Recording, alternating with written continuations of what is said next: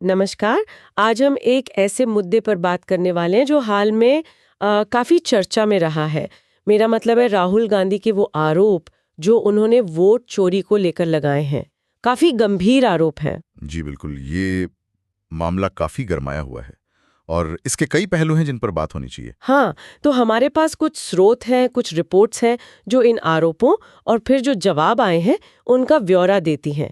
तो आज हम यही कोशिश करेंगे कि इन स्रोतों के आधार पर समझे कि ये पूरा मामला है क्या, मतलब क्या आरोप है, क्या जवाब है और इसका असल मतलब क्या है। सही कहा, एक गहरी पड़ताल करते हैं इन दावों की। ठीक है, तो शुरू करते हैं। सबसे पहले ये आरोप असल में है क्या, क्या कहा गया है। पहला और शायद जो सबसे ज्यादा ध्यान खींचने वाला आरोप है वो है वोटर लिस्ट से नाम गायब करने का। बड़े पैमाने पर। हाँ, खास तौर पर कर्नाटक में अलंद विधानसभा क्षेत्र का उदाहरण दिया गया है। कहा जा रहा है सूत्रों के मुताबिक कि वहां करीब 6018 मतलब 6000 से ज्यादा वोटरों के नाम हटाने की कोशिश की गई। 6000, ये तो बहुत बड़ा नंबर है।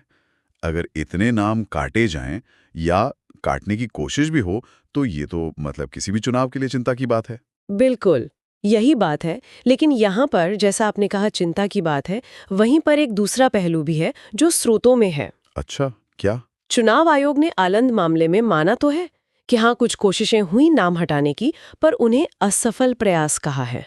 ओ अच्छा, असफल प्रयास। हाँ, उनका कहना है कि ज्यादातर अर्जियां या तो अधूरी थीं या उनमें कुछ गड़बड़ी थी, तो वो खारिज हो गईं। ये एक जरूरी पॉइंट है। मतलब एक तरफ बड़ा दावा है, दूसरी तरफ उसे काउंटर करने की कोशिश किए, वो कामयाब नहीं हुआ। सही। और बात सिर्फ संख्या की नहीं है, ये आरोप तरीके पर भी सवाल उठाते हैं, जो दूसरा पॉइंट है।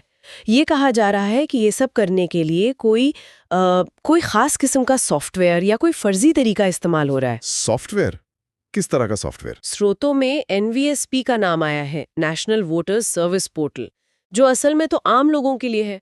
और गारुड़ा ऐप का भी जिक्र है, जो शायद बूथ लेवल अधिकारी इस्तेमाल करते हैं। अच्छा, ये तो आधिकारिक ऐप्स हैं। हाँ, लेकिन आरोप ये है कि इनका गलत इस्तेमाल हो रहा है, कि लोगों की जानकारी के बिना शायद उनका मोबाइल नंबर या ओटीपी लेकर फॉर्म 7 भरा जा रहा है। फॉर्म 7 यानी नाम हटाने वाला फॉर्म? जी हाँ, वही फॉर्म जिससे वोटर लिस्ट से नाम हटाने की अर्जी दी जाती है। ये तो वाकई मतलब तकनीक के गलत इस्तेमाल का बहुत गंभीर आरोप है, अगर ऐसा हो सकता है तो। हाँ, ये डिजिटल तरीकों से छेड़छाड़ की तरफ इशारा करता है। इस पर चुनाव आयोग का क्या कहना है? क्या ये मुमकिन है उनके हिसाब से?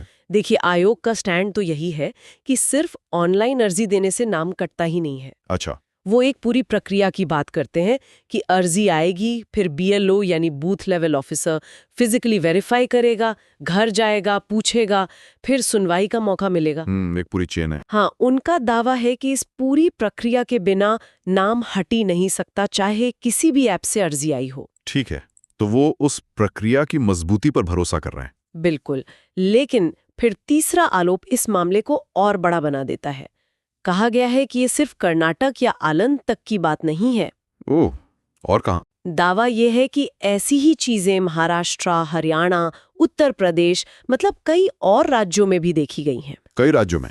हाँ, और खास तौर पर उन इलाकों में जहां कांग्रेस का प्रभाव ज्यादा माना जाता है।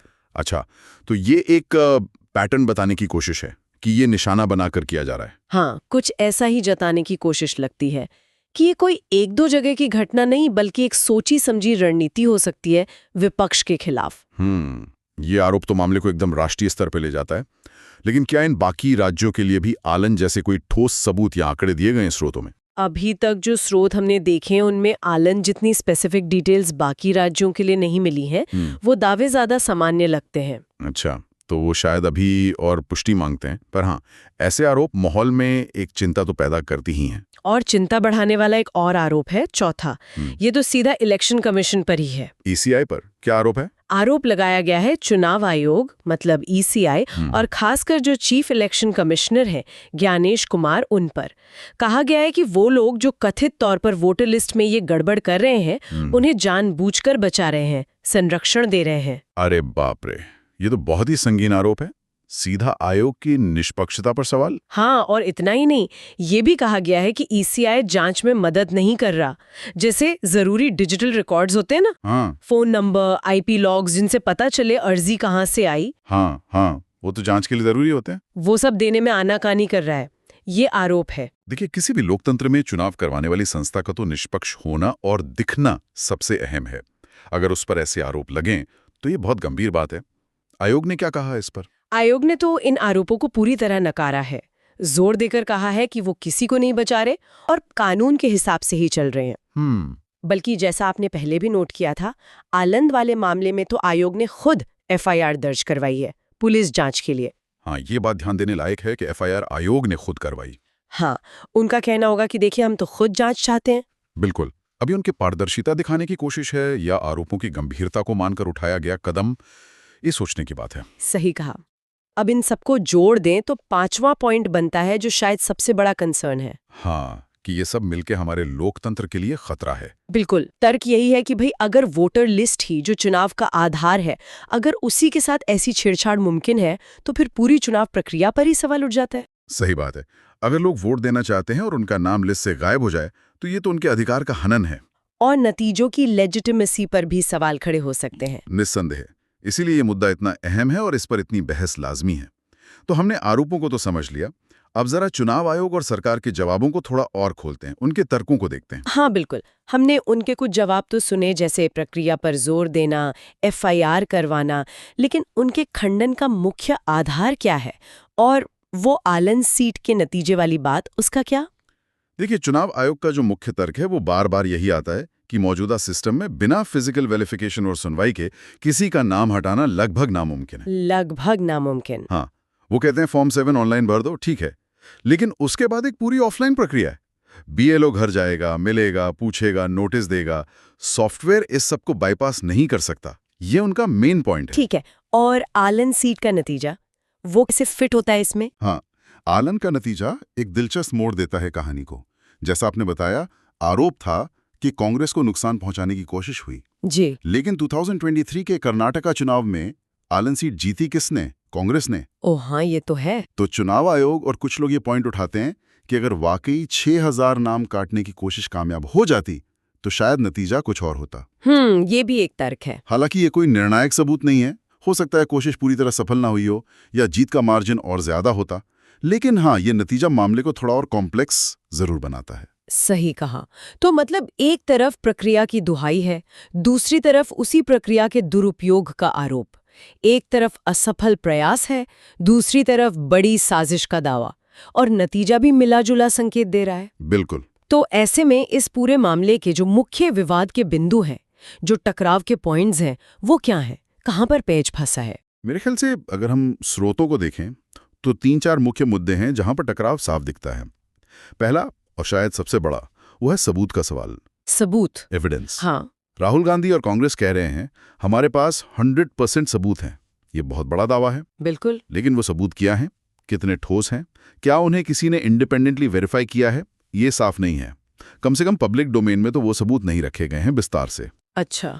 दूसरी तरफ चुनाव आयोग कह रहा है कि हमें जो जानकारी दी गई वो या तो काफी नहीं थी या उससे आरोप साबित नहीं होते। तो ये सबूत हैं बनाम सबूत नहीं है या नाकाफी हैं वाला डेडलॉक है, और यहीं पर पारदर्शिता का सवाल आता है। हाँ, ये तो सबसे बड़ा सवाल है कि सबूत कहाँ है और कैसे हैं। और दूसरा मुद्दा शायद प्रक्रिया को लेकर है, जैसा आप कह रहे थे। बिल्कुल। दूसरा पॉइंट है कानूनी और तकनीकी प्रक्रिया की सीमाएं और उसकी इंटरप्रिटेशन।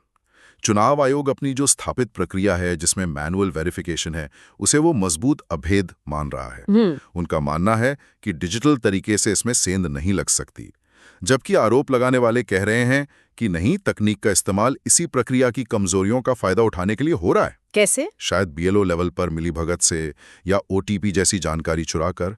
तो बहस बात पर है कि क्या ये प्रक्रिया वाकई उतने सुरक्षित है जितनी बताई जा रही है, या इसमें डिजिटल युग के हिसाब से कुछ कमजोरियां हैं। ये तो बहुत टेक्निकल लेकिन अहम सवाल है। क्या हमारी चुनावी प्रक्रियाएं इन नए डिजिटल खतरों के लिए तैयार हैं? सही। और तीसरा पहलू जिसका आपने भी इशारा किया था वो है राजनीतिक संदर्भ। हाँ, पॉलिटिक्स। उसे नजरअंदाज नहीं कर सकते। ये आरोप प्रत्यारोप वैक्यूम में नहीं हो रहे। भारत में जो इस वक्त राजनीतिक माहौल है, ध्रुवीकरण है, चुनावी मुकाबला है, ये उसका हिस्सा है। बिल्कुल। कांग्रेस और दूसरे विपक्षी दल इन आरोपों को उठाकर सत्ताधारी पार्टी को, संस्थाओं को कमजोर करने, चुनाव में धांधली करने का आरोप लगा रहे हैं। वो इसे लोकतंत्र बचाने की लड़ाई की तरह पेश कर रहे हैं। और दूसरी तरफ बीजेपी और उसके सहयोगी कह रहे हैं कि ये सब चुनावी हार की बौखलाहट है या ध्यान भटकाने की कोशिश है, विपक्ष की नकारात्मक राजनीति है। तो ये राजनीतिक एंगल भी है। और यहाँ ये साफ कर देना जरूरी है कि हम सिर्फ स्रोतों में जो दावे और तर्क हैं दोनों पक्षों के, उन्हें सामने रख रहे हैं। हमारा काम किसी का पक्ष लेना नहीं है, बल्कि इस मुद्दे के सारे आयाम श्रोताओं तक पहुंचाना है। बिल्कुल सही। राजनीतिक संदर्भ समझना जरूरी है, पर हमें तथ्यों पर टिके रहना है। तो हमने आरोप देखे, जवाब देखे और ये मुख्य विवाद के बिंदु भी समझे: सबूत, प्रक्रिया और राजनीति। अब अगर हम इन सब जानकारियों को मिलाएं जो स्रोतों से मिली हैं, तो एक संतुलित निष्कर्ष क्या हो सकता है? क्या वाकई बड़े पैमाने पर वोट चोरी हुई है या ये अभी साबित होना बाकी है? मिली-जुली है। कैसे? एक तरफ ये मानना कि वोटर लिस्ट में कभी कोई गलती नहीं होती, या कुछ नाम गलत नहीं कटते या जुड़ते, या कुछ लोग जानबूझकर गड़बड़ी की कोशिश नहीं करते, ये शायद थोड़ा ज्यादा हो जाएगा। हाँ, गलतियां तो हो सकती हैं। बिल्कुल। किसी भी बड़े सिस्टम में मानवीय भूल या शरारत की गुंजाइश रहती है। आलंद में असफल प्रयासों की बात तो आयोग ने भी मानी है। लेकिन जो बड़ा आरोप है कि एक देशव्यापी ऑर्गेनाइज्ड तरीके से वोट चोरी हो रही है, सॉफ्टवेयर से लाखों नाम कट रहे हैं, वो हमारे स्रोतों में जो पब्लिक में सबूत हैं, उनसे फिलहाल पूरी तरह साबित होता नहीं दिखता। मतलब पुख्ता सबूतों की कमी है अभी भी? हाँ, वो 100% सबूत वाला दावा अपनी जगह है, पर जब तक वो सबूत सार्वजनिक जांच के लिए ना आए या कोई स्वतंत्र एजेंसियों ने जांच ना ले, तब तक वो एक आरोप ही है। और चुनाव आयोग का जो प्रक्रिया वाला तर्क है, उसे भी पूरी तरह खारिज करना मुश्किल है। हाँ, और आयोग का ये कहना कि बिना फिजिकल वेरिफिकेशन नाम हटाना मुमकिन नहीं और ऊपर से आलन मामले में खुद एफआईआर करना, ये उनके पक्ष को थोड़ा वजन तो देता है, कम से कम प्रक्रिया के स्तर पर। सही। पर क्या ये काफी है लोगों का भरोसा बनाए रखने के लिए? यही सबसे बड़ा सवाल है, और यहीं पर पारदर्शिता और स्वतंत्र जांच की जरूरत सबसे ज्यादा महसूस होती है। बिल्कुल। देखिए, लोकतंत्र में सबसे कीमती चीज है जनता का चुनावी प्रक्रिया में भरोसा। जब इतने गंभीर आरोप लगते हैं तो सिर्फ मना कर देना या खंडन कर देना शायद काफी नहीं होता। तो क्या होना चाहिए? जरूरत होती है ज्यादा से ज्यादा पारदर्शिता की, आरोपों की तह तक जाने वाली निष्पक्ष जांच की, और अगर वाकई कोई कमी या गड़बड़ी मिले तो उसे ठीक करने की। चाहे आरोप सही हो या गलत, प्रक्रिया पारदर्शी और भरोसेमंद दिखनी चाहिए। अभी की स्थिति में स्रोतों के आधार पर हम कह सकते हैं कि आरोपों और खंडन के बीच एक निर्णायक स्पष्टता आनी अभी बाकी है। बिल्कुल सही कहा। पारदर्शिता, सबूत और निष्पक्ष जांच, यही किसी भी लोकतांत्रिक सिस्टम की मजबूती के लिए जरूरी है।